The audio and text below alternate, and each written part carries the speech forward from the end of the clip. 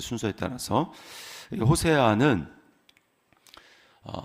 이제 우리 예언은 이제 남과 북이 유다로 또 이스라엘로 갈라진 다음에 하나님이 어떨 때는 남유다를 또 어떨 때는 북이스라엘을 향해서 하나님이 선지자에게 말씀하라고 예언을 하라고 그렇게 세우시죠. 근데 호세아는 북왕국 이스라엘을 이렇게 이제 대해서 예언하라고 하나님이 세우셨습니다.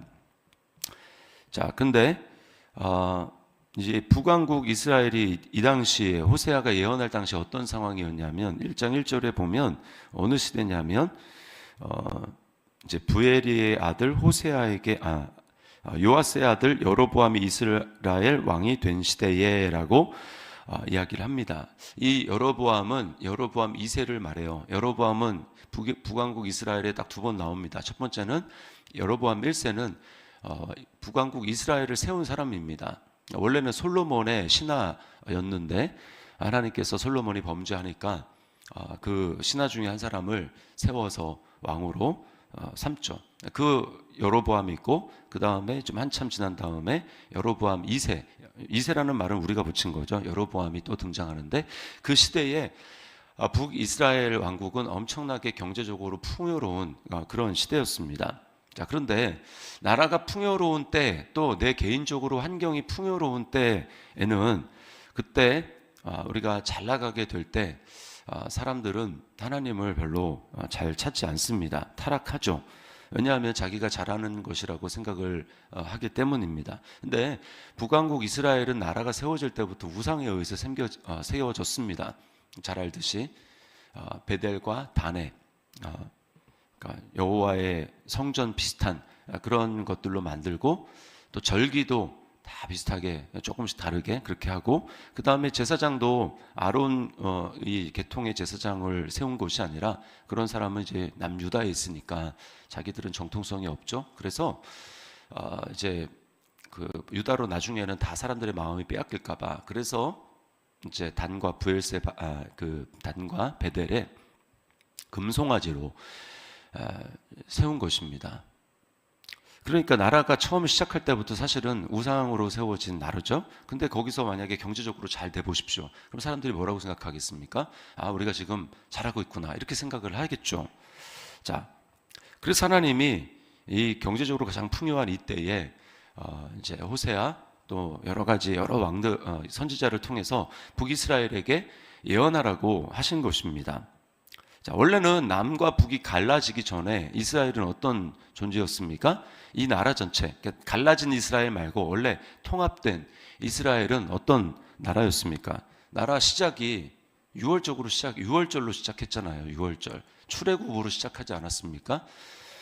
그래가지고 그들이 3개월 만에 시내산에 도착을 했단 말입니다. 그러니까 희생으로 어린 양의 피로 그들이 세워졌습니다. 그들이 잘해서가 아니에요. 전적인 하나님의 은혜로 하나님이 천하 모든 민족 중에서 이스라엘만 하나님 알았습니다. 아브라함에게 하신 언약을 기억하고 그들이 압제받고 있는 고통받고 있는 그들을 하나님이 신음소리를 듣고 모세를 보내서 그들을 건져내게 하셨잖아요. 그리고는 시내산에 와서 어떤 일을 합니까? 언약을 세웁니다. 언약.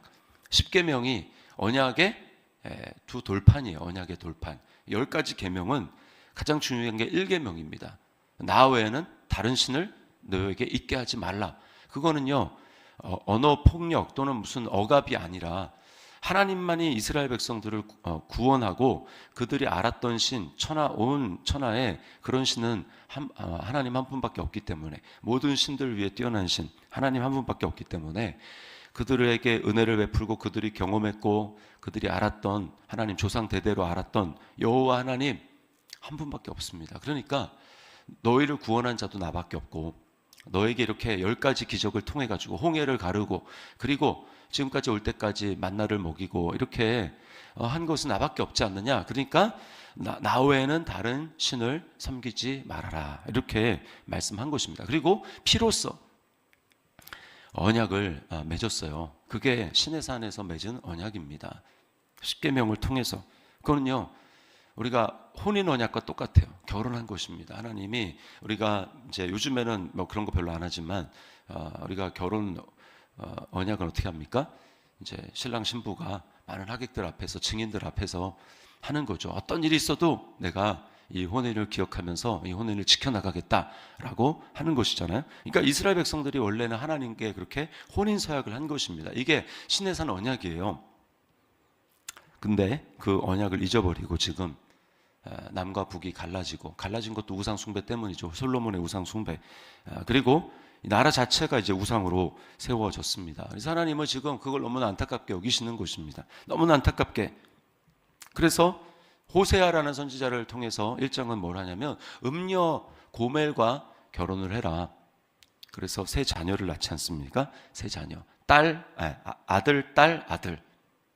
이스라엘, 그거는 흩어버린다는 뜻입니다. 그리고 로루하마, 그거는 긍휼히 여기지 않는다라는 뜻이에요. 그리고 로암미, 내 백성이 아니다라고 하는 것입니다. 그 자녀들이 낳고 그 이름을 통해서 하나님 앞으로 무슨 일을 행할 것인가를 말씀하는 거예요. 자, 그런데 오늘 말씀에 보면 하나님이 회복을 하십니다. 어떻게 회복을 하느냐? 회복의 과정을 보면, 자, 1절에 보면 이렇게 얘기하죠.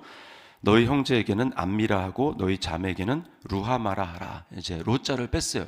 로는 히브리어로 로는 또는 no라고 하는 뜻입니다. 앞에는 원래는 하나님이 심판할 때 로루하마, 로암미라고 했는데 지금 1절에서 2장 1절에서는 암미, 그다음에 루하마, 로자를 뺐습니다. 이게 뭐냐? 이제는 내 백성이다. 암미, 내 백성이다. 그다음에 루하마, 내가 긍휼히 여긴다라고 하는 뜻입니다. 하나님이 회복시킨다라는 거예요. 어떤 과정을 통해서 회복시키는가? 먼저는 그들의 착각을 깨달아야 합니다. 착각. 자, 그 착각의 핵심은 이스라엘 백성들이 하나님을 섬기는 것이 아니라 결국은 우상을 섬기는데 그 우상의 핵심은 바로 자기라는 거예요. 자기. 이스라엘 백성들이 자기 욕심을 따라 행하고 욕심을 섬겼다라는 것입니다. 이걸 가장 잘 보여주는 게 뭐냐면 5절 말씀에 이렇게 얘기합니다. 그들의 어머니는 음행하였고 그들을 임신했던 자는 부끄러운 일을 행하였나니 이는 그가 이르기를 나는 나를 사랑하는 자들을 따르리니 그들이 내 떡과 내 물과 내 양털과 내 삶과 내 기름과 내 술들을 내게 준다 하였습니다. 자, 여기 특징이 뭡니까? 다 나. 그러니까 우상은요, 결국은 자기를 섬기는 겁니다. 어떤 신을 섬기는 것 같지만 우상의 핵심은요, 결국 그 겉으로 드러난 만든 외형적인 우상은 내 마음속에 있는 그 욕심의 어떤 한 부분, 그것을 형상화해서 만든 게 우상입니다. 그래서 왜 뭐 일본이나 아니면 인도 같은 데 가면 우상의 숫자가 그렇게 많으냐? 그건 뭘 보여주냐면 다 우리 인간 속에 있는 탐욕이 그만큼 많다는 걸 보여주는 거예요. 예. 그래서 안전의 신이 있고 안전을 갈망하면 안전의 신을 만듭니다.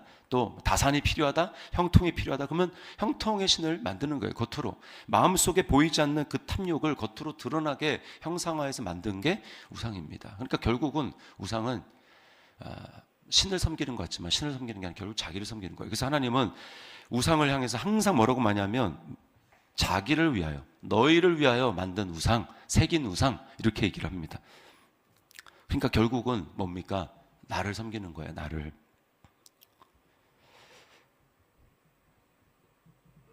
자, 근데 이건 착각이죠. 그래서 하나님이 이 모든 것은 다 하나님이 주신 거거든요. 그래서 8절 말씀에 보면 이렇게 얘기합니다. 곡식과 새 포도주와 기름은 다 내 이렇게 했던 것이죠. 근데 곡식과 새 포도주와 기름은 내가, 하나님입니다. 내가 그에게 준 것이요 그들이 바알을 위하여 쓴 은과 금도 내가 그에게 더하여 준 것이거늘 그가 알지 못하도다. 자, 그러면서 9절에 하나님이 이렇게 말씀합니다. 그러므로 내가, 하나님도 똑같이 워딩을 똑같이 써서 내가 내 곡식을, 이스라엘은 내 곡식이라고 얘기를 했지만 하나님은 내가 내 곡식을 그것이 익을 계절에 도로 찾으며 내가 내 새 포도주를 그것이 맛들 시기에 도로 찾으며 또 그들의 벌거벗은 몸을 가릴 내 양털과 내 삶을 빼앗으리라. 그들의 착각을 내가 깨닫게 해주겠다. 어떻게 해요? 빼앗는 것을 통해서. 너는 너 것이라고 얘기했지, 너는 너 것이라고 얘기했지, 다 나라고 얘기했지. 근데 그게 아니라 다 내가 너한테 준 거야. 여러분, 우리가 이 착각을 깨달아야 됩니다. 우리가 살면서 지금 내가 건강, 그리고 내 호흡, 그리고 뭐 자녀들, 또 나의 뭐 재물, 모든 것, 지금 노리고 있는 모든 것은 다 하나님이 은혜로 주신 거예요. 구원만 은혜로 받은 게 아니라 우리가 가지고 있는 모든 것이 다 하나님이 주신 것입니다. 이걸 깨닫지 못하는 게 결국은 탐욕이고, 그게 우상숭배예요. 그래서 바울이 뭐라고 합니까? 탐심은 우상숭배다라고 말하는 것입니다. 자, 그래서 하나님은요, 이걸 못 깨달으면 고통을 통해서 다 빼앗는 과정들 통해서 그래 너 거라고 내가 빼앗을게. 그건 진짜 너 것인지 한번 알아봐 라고 이야기를 하는 거죠. 여러분, 진짜 내 것은 내가 다스릴 수 있어야 되고요. 내가 안 뺏길 수 있는 거, 내가 완전히 통제할 수 있는 게 내 것입니다. 그러나 우리 인생에 그런 것이 있습니까? 과연? 없어요. 내 것이 없습니다. 가장 잘 보여주는 게 우리 죽음의 순간 아니겠습니까? 죽음의 순간, 호흡도 내 마음대로 못합니다. 그리고 가져갈 수 있는 게 있습니까? 아무것도 없어요. 내 것이 아닙니다. 하나님이 그걸 깨닫게 하기 위해서 고통을 겪게 하십니다. 다 빼앗기게 하시죠. 자, 그것이 오늘 6절 말씀에 하나님이 하나님의 사랑의 표현입니다. 빼앗아가는 건요. 6절에 그러므로 내가 가시로 그 길을 막으며, 우상으로 향하는 길입니다. 그 길을 막으며 담을 쌓아 그로 그 길을 찾지 못하게 하리니. 또 9절 했고 11절에 이렇게 얘기하죠. 내가 그의 모든 희락과 절기와 월삭과 안식일과 모든 명절을 폐하겠고. 짝퉁 비슷하게 하나님을 섬기도록 그들의 입맛대로 만들어 놓은 그런 종교들, 그런 그 모든 것들을 다 하나님이 폐하겠다. 하나님을 섬기는 게 아니라 비슷하게 만들어 놓고 섬기는, 결국은 자기를 섬기는, 그러면서 나는 하나님을 섬긴다라고 스스로 속이고 있는 것들을 하나님이 다 빼앗겠다라는 거예요. 다 없애겠다. 그리고 하나님 뭐라고 하십니까? 그렇게 다 없앤 다음에, 그래서 그게 광야입니다. 광야. 하나님이 다시금 광야로 이스라엘 백성들을 이제 데리고 가겠다는 거예요. 그게 이제 14절입니다. 그러므로 보라, 내가 그를 타일러, 하나님의 사랑이죠. 타일러, 거친 들로 데리고 가서 말로 위로하고. 여기 거친 들이라고 돼 있지만 원어로 보면 광야입니다. 미드바르 이렇게 돼 있어요. 광야. 하나님의 광야로 데려간다는 것입니다. 왜요? 광야에서는 자랑할 게 없습니다. 광야는 아무것도 없어요. 하나님밖에 없는 겁니다. 위로부터 내리는 만나밖에 없어요. 그게 내리지 않으면 죽습니다. 반석을 쳐서 깨뜨리는, 거기서 나오는 물이 없으면 살 수 없는 곳. 내 것인 줄 알았던 거야. 아니구나. 다 하나님이 내게 주신 거구나. 하나님의 것이구나. 하나님밖에 없구나. 그게 광야입니다. 하나님은 거기서 어떻게 한다는 거예요? 타일르고 위로하겠다. 거기서 만나 주신다라는 것입니다. 그리고요, 15절 말씀에 거기서 비로소 그의 포도원을 그에게 주고, 그걸 깨달은 다음에 하나님의 포도원을 그에게 준다는 겁니다. 아골 골짜기로 소망의 문을 삼아 주리니 그가 거기서 응대하기를 어렸을 때와 애굽 땅에서 올라오던 날과 같이 하리라. 처음에는 감사했습니다. 처음에는 감격했습니다. 처음에는 하나님을 찬양했습니다. 그러나 그걸 다 잊어버렸죠. 하나님이 그래서 아골 골짜기 하면 떠오르는 게 여호수아에 보면 아간이라는 사람이 나오죠. 하나님이 여리고 성 무너진 다음에 아무것도 너희 것으로 가지면 안 된다. 이거는 헤렘, 완전 진멸한 것으로 내게 완전히 바쳐진 건데 너희가 가지면 안 된다. 그게 너에게 죄가 된다. 근데 아간이 가졌습니다. 금은 덩어리, 외투. 그래서 결국은 다 거기서 온 가족이 다 거기에 돌무더기, 돌 맞고 돌무더기로 하지 않습니까? 그러면서 거기를 아골이라고 하는데, 아골은 환란이라는 뜻입니다. 환란. 여러분, 우리가 당해야 될 이 환란을 결국 환란의 끝은 무엇입니까? 죽음이죠. 죽음과 저주입니다. 그런데 그 환란, 아골 골짜기보다 더 심한 골고다에서 우리의 모든 우상과 우리의 모든 죄와 그 죄의 결과인 저주를 아골이 아닌, 아골보다 훨씬 심한 골고다에서 십자가로 대신 감당하신 예수 그리스도, 그 예수 그리스도로 말미암아 하나님은 우리에게 진노의 목소리가 아니라 타이르고 또 위로하시는 음성으로 우리에게 다가오십니다. 자녀로 대하시는 것이죠. 예수 그리스도 아니라면 우리는 하나님의 영원히 진노하는 목소리를 들을 수밖에 없어요. 근데 예수님으로 말미암아 이 하나님의 음성이 위로하는 음성으로, 타이르는 음성으로 우리에게 바뀐 것입니다. 그래서 예수님이 우리를 대신 죽으셨어요. 그래서 악고를 끝내고 거기를 뭐라고 합니까? 소망이다. 소망의 문을 삼아 주겠다. 주님은 부활하심으로 죄와 저주, 죽음과 절망을 의와 축복, 그리고 생명과 소망으로 바꾸어 주셨어요. 그래서 예수님만이 산소망입니다. 우리가 날마다 기억해야 될 것은 그러므로 하나님이 나의 모든 것이구나, 하나님이 나의 왕이시구나, 하나님이 나의 내가 섬길 분이구나 라고 하는 것을 날마다 깨달아야 됩니다. 이것을 깨닫는 게 예수 믿는 것의 핵심이에요. 왜 예수님을 우리가 믿을 때 주님이라고 고백하겠습니까? 주여, 그 말은 나는 종입니다 이거잖아요. 우리 주일날 말씀을 들었지만 주종관계가 분명해야 됩니다. 믿음의 핵심은요, 주종관계예요.